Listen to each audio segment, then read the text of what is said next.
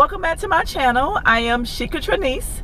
Today is a very windy day. It is Tuesday here in Texas, but it's a great breeze outside, guys, so it's very lovely. So today I decided that I would do another video, but this video is just basically to help someone else out and to answer questions on how I drive with such a very large vehicle, since I did get a couple of questions on how the hell I'm driving in this big ass truck. So I will go ahead and explain to you. So yes, this is a Ford Expedition. This is the big body, the long length, extended length. A lot of people call this the limo style. With this Expedition, guys, this is a 30-gallon vehicle. So you don't want to go to that gas station over here with an empty tank. It's going to hurt your feelings. The negativity that you're going to see at that digital pump just keep going and going and going, won't stop. It's going to hurt your feelings. You're going to regret it. So what I do at the pump to avoid from seeing that happen, I never let my vehicle get past a half a tank of gas. A lot of people, you know, people have taught me that, parents, you know, friends, never let your car go past a half a tank. It's not worth it. So my average on spending is somewhere around $55, $60. It depends on what gas station I go to. $55 or $60 once it hits a half a tank. Now on average, I make around $300 a day doing Doordash. Sometimes I have seen $400, but it's a rarity. And sometimes I haven't met my goal and I'll be somewhere around $250, $280, but my goal normally is $300 a day. Okay, $50, $60 on gas. Now with the gas, normally I have to fill up every other day, not every day, so it's going to be every other day for me on the gas. I have been fortunate to be in a pretty lucrative area in the Texas area where I'm able to get these type of numbers, and the people over here are very generous. Okay, so I just want to go over that first. The next thing that I do is I avoid expressways and the tolls. Well, for one, I don't do tolls in Texas. They just disrespectful with their amounts. I have never seen nothing like this in my life. These tolls in Texas will ruin your life. Let's just put it like that. Stay off the tolls, guys. Okay? But the expressways. Now, the reason why I don't get on the expressways, I know a lot of people have heard you get more, you get, what they say, highway mileage. You get better highway mileage as opposed to street mileage. That is true when you are traveling and you're doing longer commutes. On average, we're doing what, 1 mile, 2 miles, 3 miles. The most I probably, you know, 4 or 5. It depends, 6 miles. So what you're doing normally when you get on the expressway is you're gaining speed to match everybody else's speed. I hope that's how y'all drive. When you get on, you need to get, let me put this on do not, oh goodness gracious, let me put this on do not disturb, guys. Where's my do not disturb? Because these people out of line today, they always happen when you're recording. So anyways, when you're getting on the ramp, of course you're speeding up to be able to keep the speed so you're not causing the next car behind you to brake. When you're coming on a ramp, you're supposed to be already gaining speed to be able to match the speed limit that is required to be on the expressway.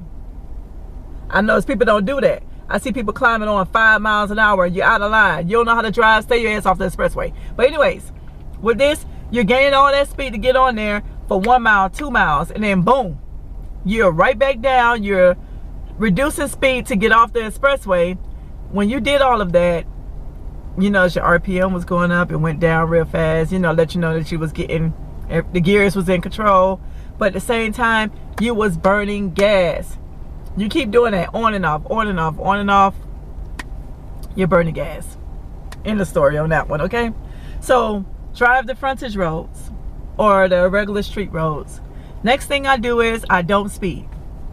I just won't speed in this truck to go and deliver nobody's food. I'm not getting paid to speed and burn out my gas. So drive the regular speed limit that's allocated, that's out there on the roads. Here in Texas, it's 55 miles an hour. Some places it's 45 or whatever. do the speed limit. You're still gonna get there, but at least you're not burning out your, you're not burning out your gas so fast. Next thing, guys, is the excessive braking. Don't do that either. That's gonna help you burn gas, okay? Next thing I do, now I'm going to explain this one. I have a Ford. As everybody know, Fords are built to last. Yes, I said it. Fords are built to last.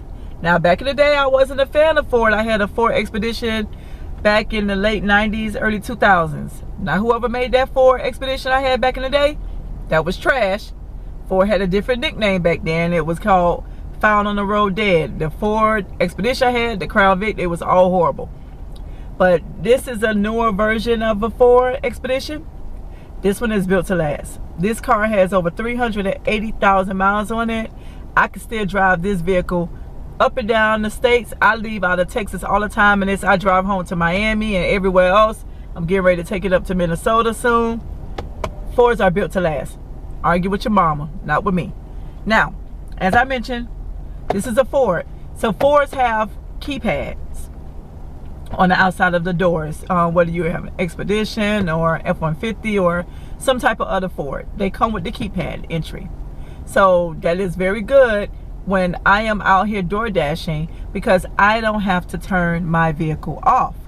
I could simply lock all the doors inside my car, and when I come back, I just unlock it from the keypad and just drive off.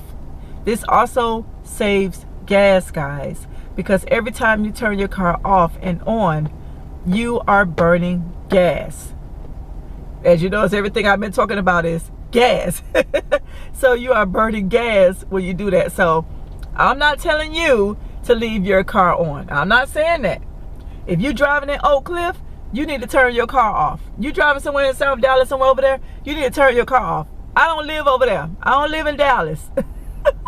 Not to say that where I live, you don't run into dishonest people. There's dishonest people anywhere all over the world.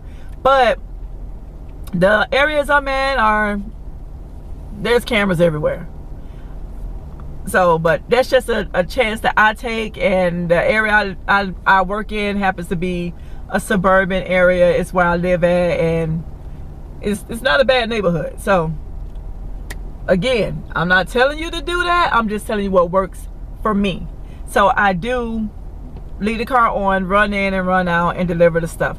Now, sometimes I would turn my car off, and that's only when I have like large orders where I have to go inside one of these really big apartment complexes, these high rises they have now over here, and I know the concierge is about to give me my whole life is about to be given to them before they even let me get upstairs to the customer's apartment. Then more than likely I'll turn it off, because I'm going to be gone for a good amount of time. Okay, now the next thing, one more thing with the Fords.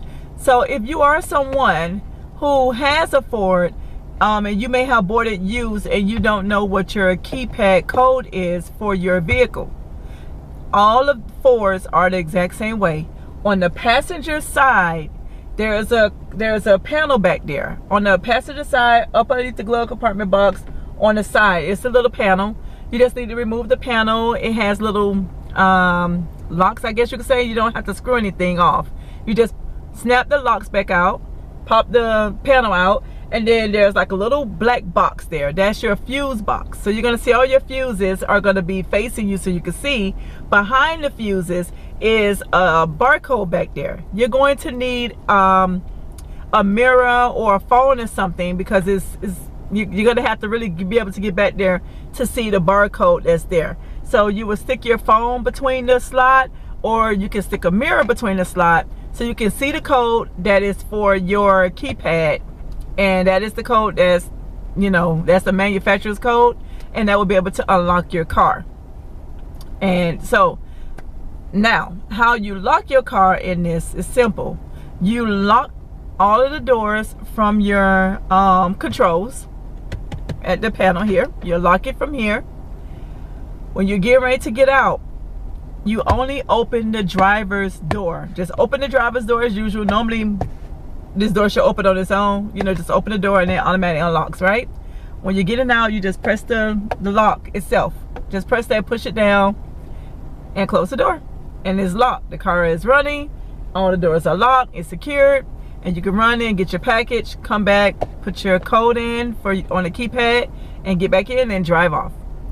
This saves me gas because every time, like I said before, that turn it off and on, you're going to burn your gas out, okay? Next thing I do is I don't pick up small orders.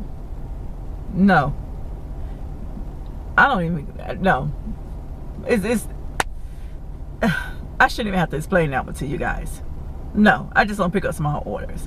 My rule of thumb is $2 a mile. Sometimes I might, you know, pick up something that's like $7 and the mileage might be 7 miles too.